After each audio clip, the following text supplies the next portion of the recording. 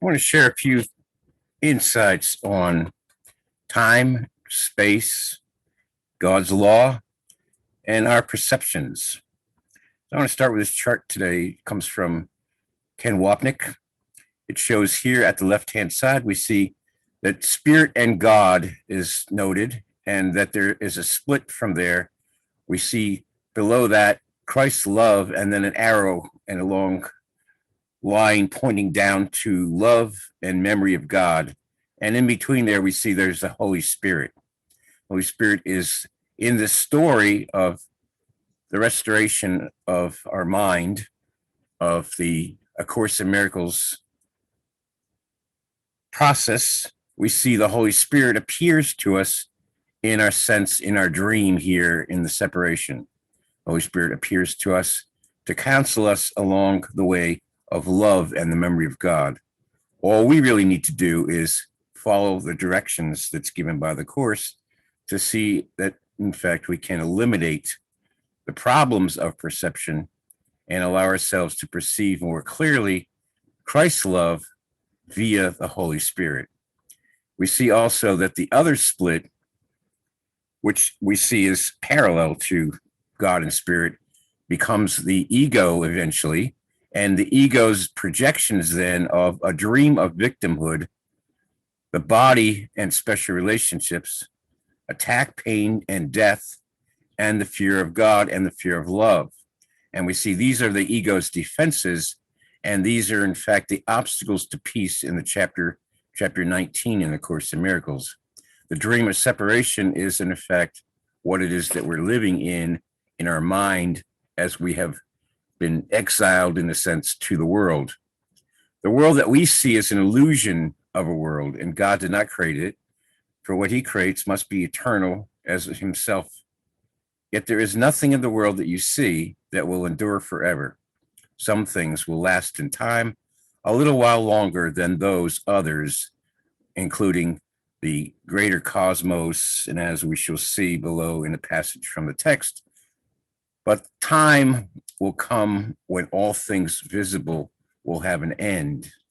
Since nothing of form or matter or substance can be of God, then nothing of the physical universe can be real. And there is no exception to this. Workbook Lesson 43 states, in the context of perception, which is the realm of duality and separation, perception is not an attribute of God. His is the realm of knowledge. In you, God cannot see. Perception has no function in God and does not exist actually.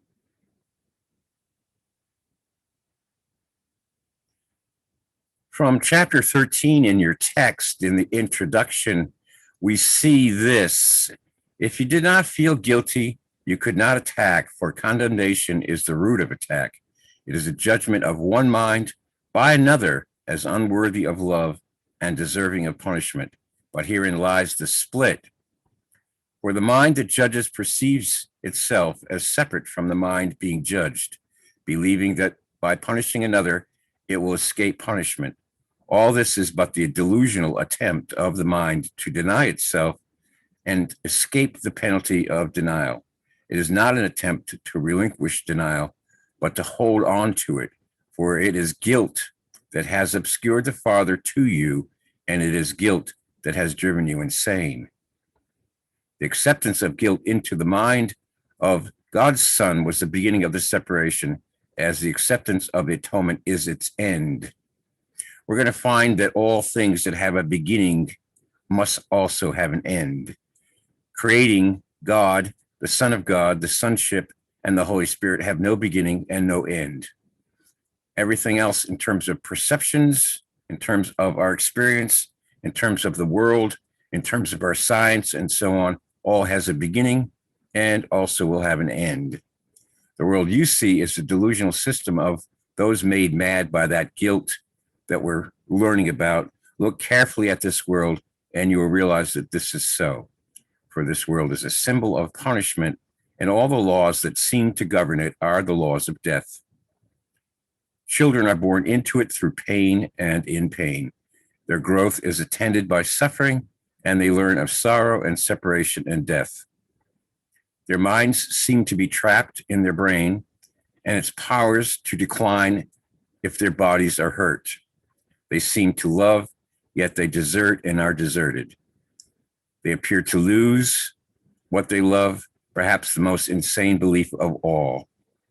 And their bodies wither and gasp and are laid in the ground and are no more. Not one of them but has thought that God is cruel.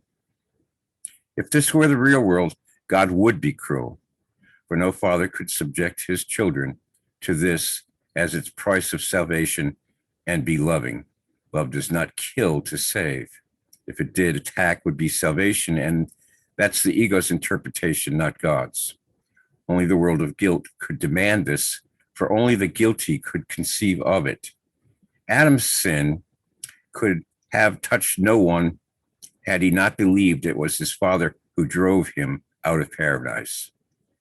For in that belief, the knowledge of the Father was lost, since only those who do not understand him could believe it.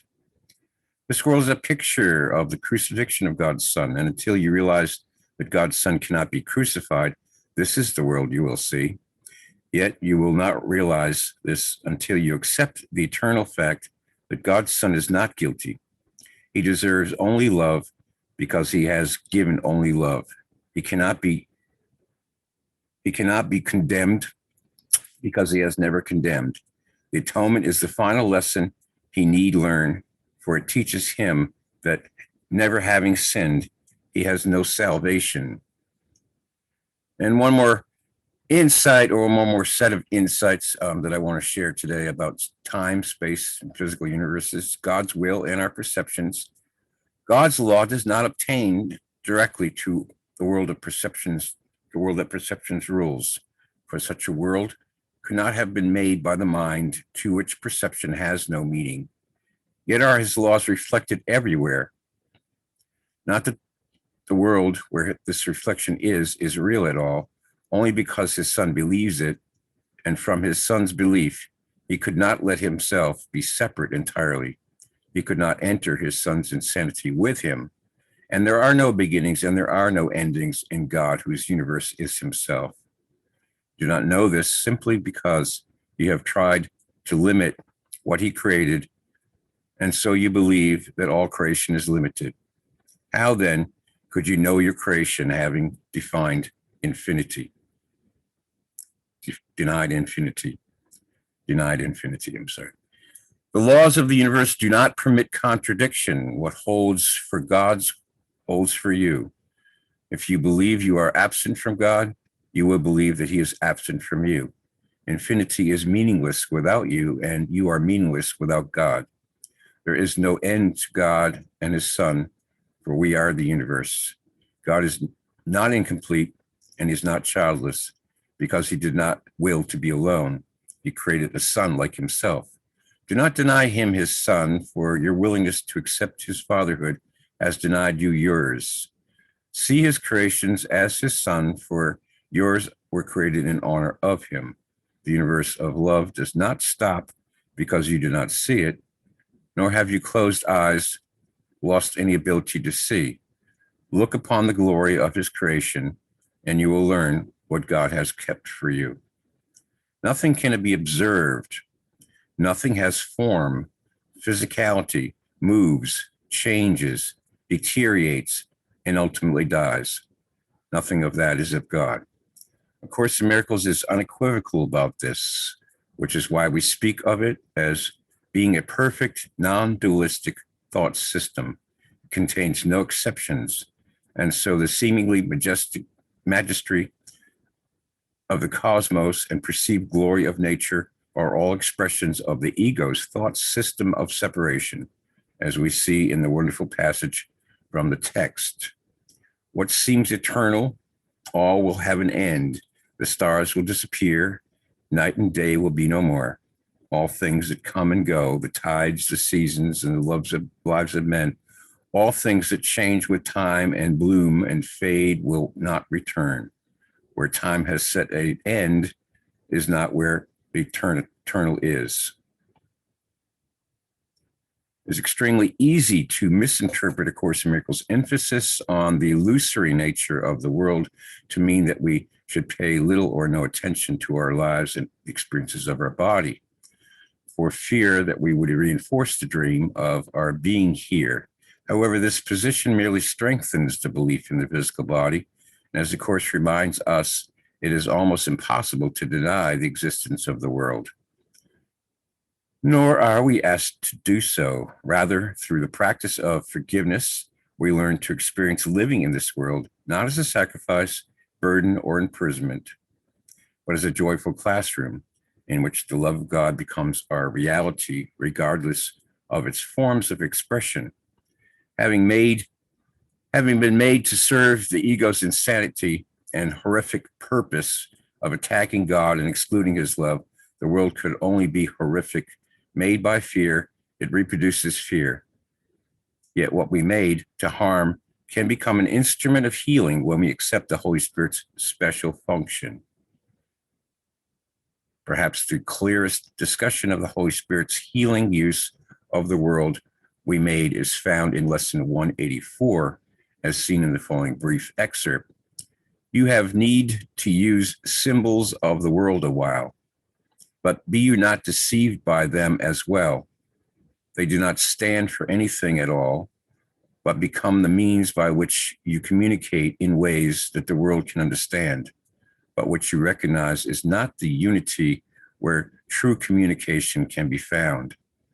Waiting is possible only in time, but time has no meaning, and so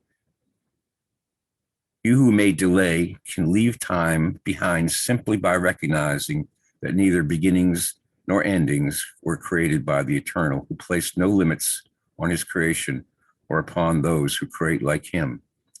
You do not know this simply because you have tried to limit, but he created what he created, and so you believe that all creation is limited. How then could you know your creations, having denied infinity?